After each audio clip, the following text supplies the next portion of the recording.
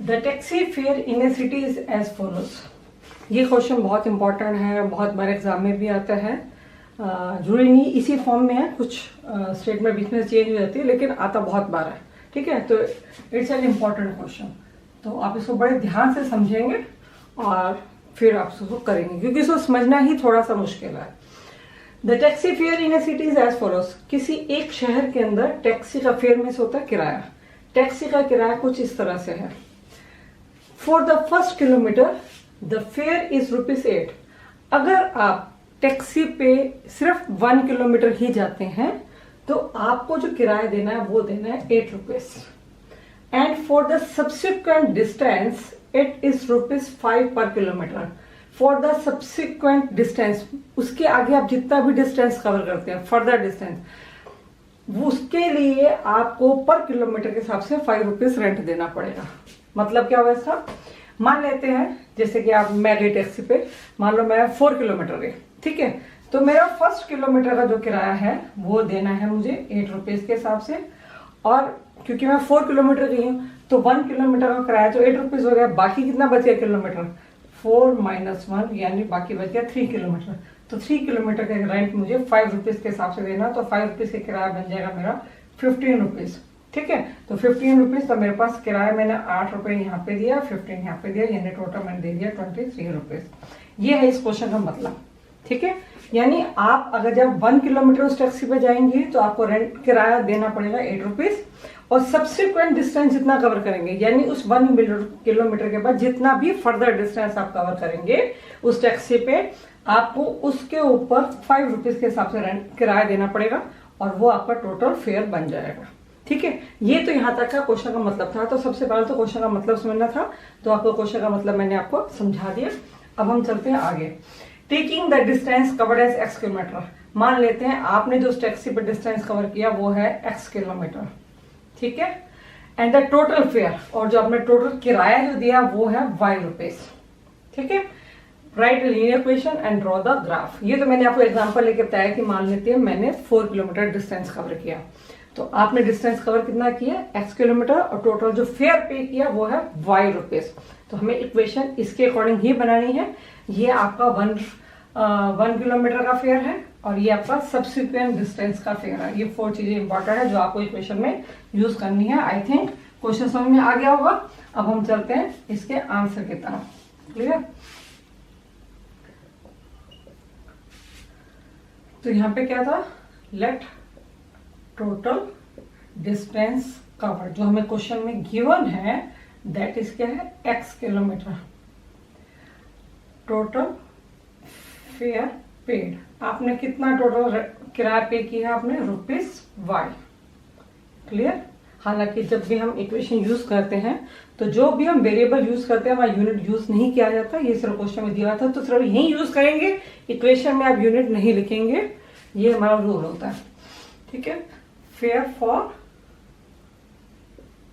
1 kilometre. First kilometre जब आप distance cover करेंगे तो आपको ₹8 का फेयर देना है। फेयर फॉर सब्सिक्वेंट डिस्टेंस, इसके बाद आपने जितना भी डिस्टेंस कवर करना है उसका किराया आपने देना ₹5 के अकॉर्डिंग। अब अकॉर्डिंग टू क्वेश्चन हम इसकी स्टेटमेंट बनाएंगे। क्या स्टेटमेंट बनेगी? आपने सबसे पहले टोटल फेयर दे दिया, ये तो आपने दे दिया, आपने किराया पे कर दिया।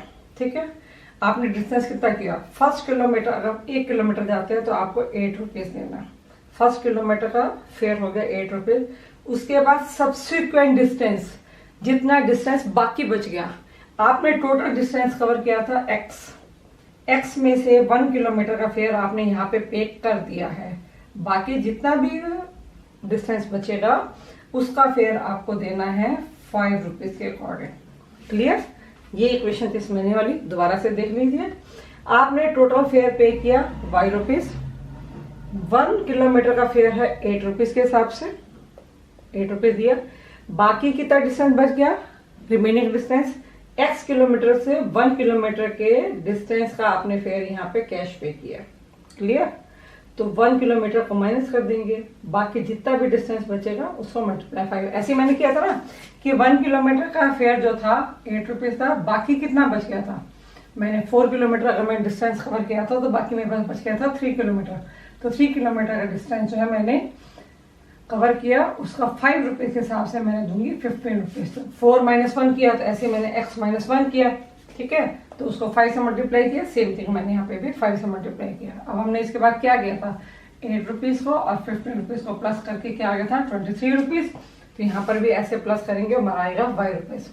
अब हम इक्वेशन को सॉल्व करेंगे। 8 × 1 = 8 प्लस 5 को x से मल्टीप्लाई किया 5x माइनस 5 को 1 से किया 5 = y। मैंने आपको बताया था जब तक ब्रैकेट क्लोज, जब तक ब्रैकेट का एंड नहीं हो जाता है आपको तब तक नंबर से मल्टीप्लाई करना पड़ता है। तो 8 - 5 हो गया 3 प्लस 5x = y। ये हमारी बन गई इक्वेशन। क्वेश्चन था राइट ए लीनियर इक्वेशन, तो ये बन गई लीनियर इक्वेशन।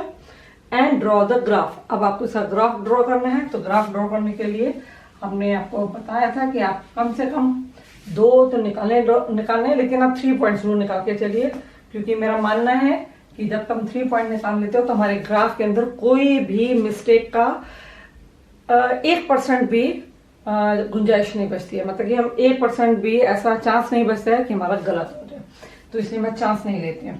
ठीक है, तो मैं y को इस साइड मूव कर देती हूँ और बाकी एक्सप्रेशन उस साइड मूव कर देती हूँ, क्योंकि मुझे ये ज्यादा कन्वीनियंट लगता है। तो y = 3 + 5x। साइन चेंज नहीं होगा क्योंकि पूरा एक्सप्रेशन, फुली एक्सप्रेशन मैंने शिफ्ट किया है, उसमें से कुछ पार्ट शिफ्ट नहीं किया। अगर पार्ट शिफ्ट करूंगी तो साइन चेंज होगा, अदरवाइज पूरा का पूरा एक्सप्रेशन शिफ्ट करने पे कोई साइन चेंज नहीं होता। y = 3x = 5x। तो लेट x की वैल्यू पुट करेंगे, लेट x = 1। तो y क्या बन जाएगा, y = आपको इसी इक्वेशन के अंदर वैल्यू पुट करनी है सारी की सारी। ये इक्वेशन आपकी main, y = 3 + 5 × 1, that will become 3 + 5 = 8. Now let x = 0, so y = 3 + 5 × 0 = 3 + 0 = 3.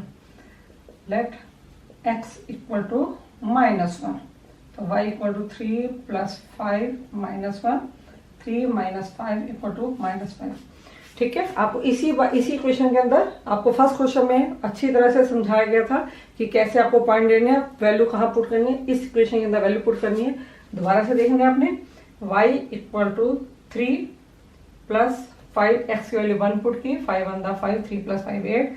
अब x की 0 पुट करूंगी तो y = 3 + 5 और x की रिमाइंडर आ दिया 0। तो 0 × 5 तो 0 ही होता है ना, तो 3 + 0 = आ गया 3।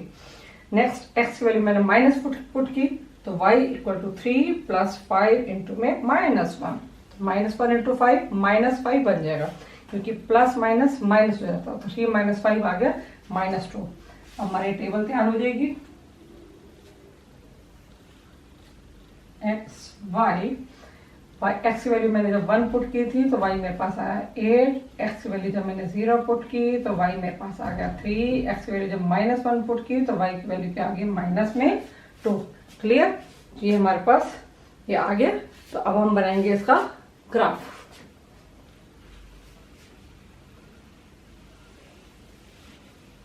ग्राफ बनाने के लिए आपको क्या करना है, आपको x axis and y axis lines draw करनी है आपको। इसको मैं थोड़ा सा यहाँ कर देती हूँ, क्योंकि मेरे पास है y की वैल्यू 8 आ रही है, तो वो मेरे को यहाँ पे ये थोड़ा लंबा करना पड़ेगा। ओहो सॉरी, y की वैल्यू उस साइड है, प्लस की तरफ 8 है, तो इस तरफ कर लेते हैं इसको थोड़ा सा। ये हो गया y, क्या कर रही हूँ मैं, x axis, y and y axis. तो ये आ गया आपका 0 1 2 3 4 5 6 7 8। तो ये भी आएगा आपका 1 2 3 4। ओहो ये भी नहीं आ रहा है पूरा, यहाँ से था।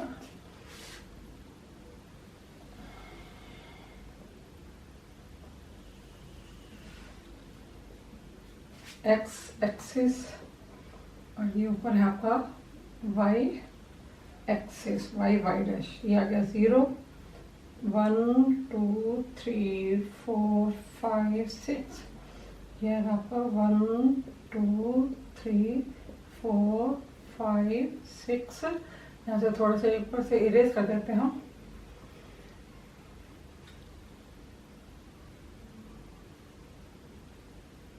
ये आ गया 7 और this one becomes 8।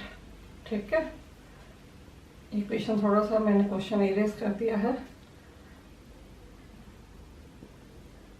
8 this side -1 -2 -3 -4, ये आ गया -1 -2 -3। नाउ x की वैल्यू है 1 और y क्या है 8, तो x 1 है और y है 8, बिल्कुल सीधा जाएंगे आप 8 पे, ये आपका कुछ आएगा यहाँ पर, तो ये आ गया x1 और y आ गया आपका 8। ठीक है, अब नेक्स्ट है आपका 0 3, तो x वैल्यू है 0 और y जाएगा 3, यहाँ पर आ गया 0 3। नेक्स्ट है x -1 और y है -2, यानी थर्ड क्वाड्रेंट के अंदर -1 और दिस वन इज -2, ये कुछ इस तरफ से जाएगा -1 -2।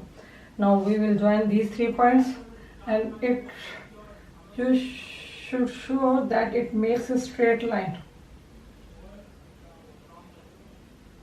Yes, I get it. I get a straight line by drawing the graph. So तो आपने देखा कि हमारी इक्वेशन एज इट इज बन गई, और हमारी इक्वेशन क्या थी, y = 3 + 5x। तो ग्राफ बनाना सिंपल था, बट सबसे मेन इंपॉर्टेंट क्या था इसके अंदर कि आपको क्वेश्चन समझ में आ जाना चाहिए और उसकी इक्वेशन बनानी आ जानी चाहिए। अगर आपको क्वेश्चन समझ में आ जाता है और इक्वेशन बन जाती है तो ग्राफ बनाना तो आसान है, क्योंकि वो आप फर्स्ट क्वेश्चन में भी देख चुके हैं और आप बना भी चुके हैं, और तो इसलिए ये इजी हो जाता है। ठीक है, तो आप मेन हमेशा ध्यान दीजिएगा कि क्वेश्चन क्या है और उसका मतलब क्या है।